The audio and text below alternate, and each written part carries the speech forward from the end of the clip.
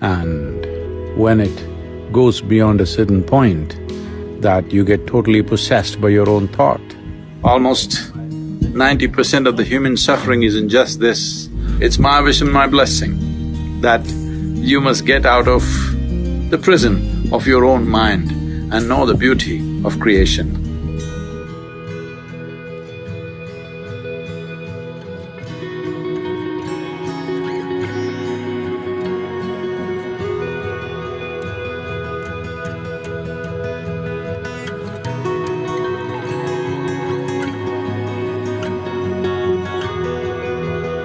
Lethargy comes from overconsumption of either food or thought. One may think how overconsumption of thought would bring lethargy, though everyone can understand overconsumption of food definitely brings lethargy. Well, if you become consumed by thought, you will see you would not like to move out of your bed. I did not talk about thinking, I'm talking about overconsumption of thought. That means thought is continuously flowing without your effort, without your focus, without your intent. Once it becomes like this, you will see naturally you feel like avoiding physical activity. And when it goes beyond a certain point, that you get totally possessed by your own thought. Well, there are ugly names to describe that in medical terms. It's important. There is a certain amount of moderation in consumption of food and endless amount of thought that could happen. Thinking consciously and just consuming or living upon thought or being consumed by thought are very different things. That is an unfortunate reality that for a whole lot of people, this distinction is not apparent. And the price that humanity is paying for that is not a fair price.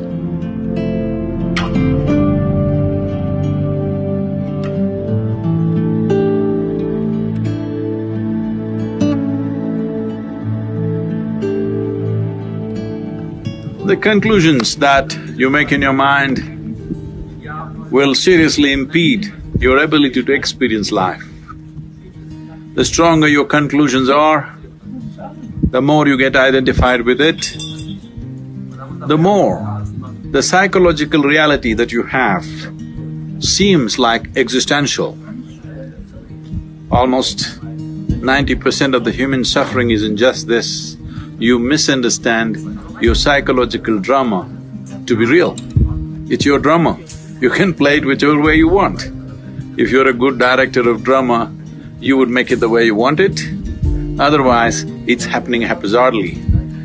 Well, this is the reality of existence. How beautiful it is, but most people choose to live in their mind because they have made strong conclusions and it's no more a choice as to where they live.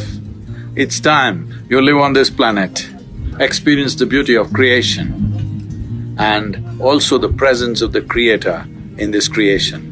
Just pay enough attention to every aspect of creation and you will see the presence of the source of creation in it. This is what you need to experience. The psychological drama is your making. It is too puny compared to the existential drama that's happening here.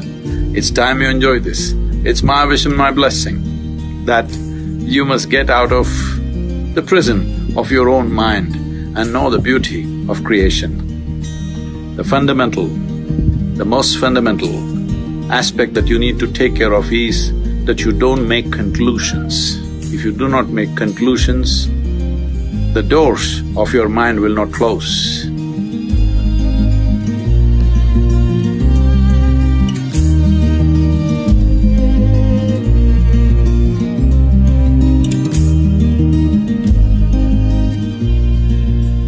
If you apply only your intellect, ignoring other aspects of your intelligence, you will get confused about every little thing in life. Because intellect is a cutting instrument, it's like a knife. If you want to dissect, it's a good instrument. But if you try to sew with a knife, you will be left in tatters.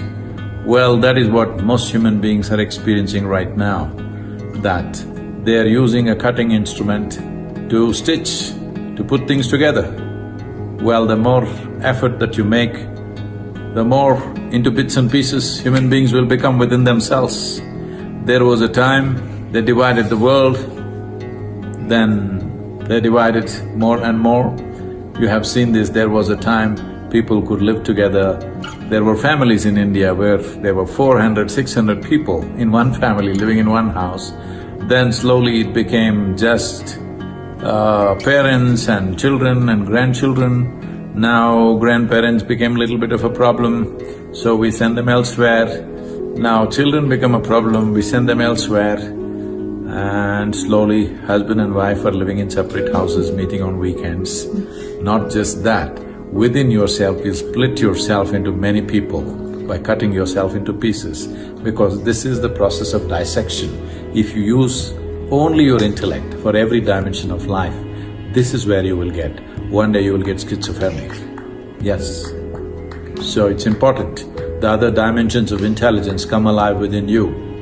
Without those dimensions of intelligence being alive, your heart wouldn't beat, your liver wouldn't function, your kidney wouldn't function, all this wouldn't happen. This is not done by your intellect. So there are dimensions of intelligence within you which must be explored and brought alive into your conscious nature.